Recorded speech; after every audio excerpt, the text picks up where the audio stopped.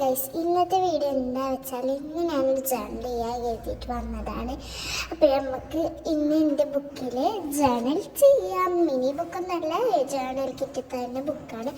First തന്നെ ഞാനിങ്ങനത്തെ ഒരു paper എടുത്തിട്ട് ഫസ്റ്റ് കുറച്ച് വെട്ടി, പിന്നെ ഞാൻ കരുതി ബുക്കിലൊട്ടിക്കുമ്പോൾ സ്ഥലം കുറേ വേണ്ടി വരും. അപ്പോൾ പശ തേച്ചപ്പോഴാണ് ഓർത്ത് ബുക്കിൽ കൊള്ളൂല. അപ്പം ഞാൻ കുറച്ചും കൂടി വെട്ടിയിട്ടുണ്ടായിരുന്നു. അതിൻ്റെ മുകളത്തെ ലൈവ് 4 എന്നുള്ള ഭാഗം കൂടി ഞാൻ വെട്ടിയിട്ടുണ്ടായിരുന്നു, കാരണം എന്നാലേ ഒട്ടിക്കാനാവുള്ളൂ.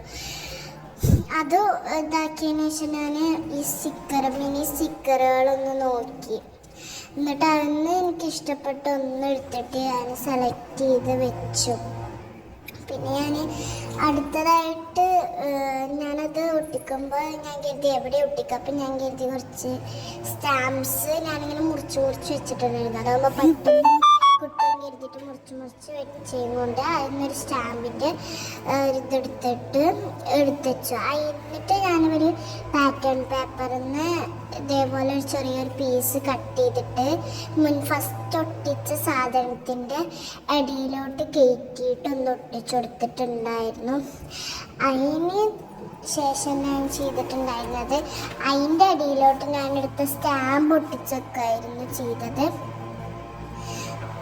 അത് കഴിഞ്ഞിട്ട് ഞാൻ എൻ്റെ ഗുഡ് നൈറ്റ് എന്ന് എഴുതിയ ഒരു സാധനം അതിൻ്റെ അടിയിലൊന്ന് ഒട്ടിച്ചു കൊടുക്കുകയും ചെയ്തിരുന്നു. പിന്നെ ശരിക്കും പറഞ്ഞാൽ സ്റ്റിക്കർ ഒട്ടിച്ചിട്ടായിരുന്നു ഞാൻ ആ സ്റ്റാമ്പ് ഒട്ടിച്ചിട്ടുണ്ടായത്. പറയാൻ മറന്നതായിരുന്നു. അതിന് ശേഷം എന്താ പറയുക, ഞാൻ ആ പാറ്റേൺ പേപ്പറിൻ്റെ തന്നെ ചെറിയൊരു പീസും കൂടി കട്ട് ചെയ്തെടുത്തിട്ടുണ്ടായിരുന്നു. അതൊരു അതേ വൃത്തിയിലൊന്ന് ചെയ്യാൻ വേണ്ടിയിട്ട് എടുത്തതായിരുന്നു. അതിൻ്റെ അടിയിൽ ഞങ്ങൾ ചെറുതായിട്ട് ക്യാൻഡി ഒന്ന് തിന്നിട്ടുണ്ടായിരുന്നു. ഇതൊരു ജെല്ലി ആയിരുന്നു. അപ്പോൾ അതൊക്കെ ഞങ്ങൾ അതിൻ്റെ അടിയിൽ തിന്നിട്ടുണ്ടായിരുന്നു. എൻ്റെ വീഡിയോഗ്രാഫറിന് കൊടുത്തു. അതിന് ശേഷം ഞാനതൊന്ന് കട്ട് ചെയ്തിട്ട് വേഗം ഒട്ടിച്ചു. അതിന് ശേഷം ഞാൻ കുറച്ച് നേരം ഇങ്ങനെ അത് ഒട്ടിക്കാൻ എങ്ങനെ തന്നെ തിരിച്ചൊട്ടിക്കണം, ഇങ്ങനെ ഒട്ടിക്കണം എന്നൊക്കെ കുറച്ച് നേരം ആലോചിച്ചു. പിന്നെ ഞാൻ ഇങ്ങനെ തന്നെ ഒട്ടിച്ചിട്ടുണ്ടായിരുന്നു. അതിന് ശേഷം ഞാൻ നേരാക്കി. അതിന് ശേഷം ഞാൻ കുറേ നേരം ഇങ്ങനെ അമർത്തിയിരുന്നു, അല്ലാതെ അത് ഒട്ടില്ല. അതിന് ശേഷം ഞാനൊരു ഇതിൽ കുറേ ഇങ്ങനെ നോക്കി, പക്ഷെ അതിലൊന്നും എനിക്കിഷ്ടമായില്ല. അപ്പം അതെടുത്ത് മാറ്റി വെച്ചു. എന്നിട്ട് ഞാൻ അതിൻ്റെ ഇതേപോലത്തെ വേറെ എടുത്തിരുന്നു, കാരണം മറ്റേത് ഇഷ്ടമായിട്ട് ഇതെടുത്തിട്ട് ഇതൊന്ന് സെലക്ട് ചെയ്തൊന്ന്, എന്നിട്ട് അത് ഈ 2 എണ്ണത്തിൻ്റെ നടുവിലായിട്ട് ഒട്ടിച്ചെടുക്കുകയായിരുന്നു ചെയ്തത്. അതിന് ശേഷം എൻ്റെ അടുത്ത് ഞാൻ വാങ്ങിയ ഡ്രസ്സപ്പ് ഗേളിൻ്റെ കവായ് സ്റ്റിക്കർ ഉണ്ടായിരുന്നു. അതിന് ഇങ്ങനെ കുലുക്കിയിട്ട് കിട്ടിയൊരു ഡ്രസ്സ് കൊടുത്തു.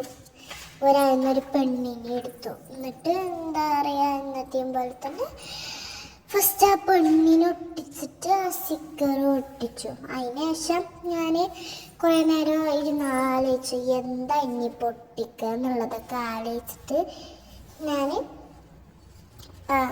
എൻ്റെ വാഷി ടാപ്പിൽ നിന്ന് ചെറിയൊരു ഭാഗം എടുത്തിട്ട് ഇതേപോലെ ഒട്ടിക്കുകയായിരുന്നു. പിന്നെ ഈ ഡ്രസ്സുകളുടെ ഈ സംഭവം ഒട്ടിക്കാൻ നല്ല പണിയാണ്. അത് കറക്റ്റ് വന്നിട്ടില്ലെങ്കിൽ ആകപ്പാടെ കുളം.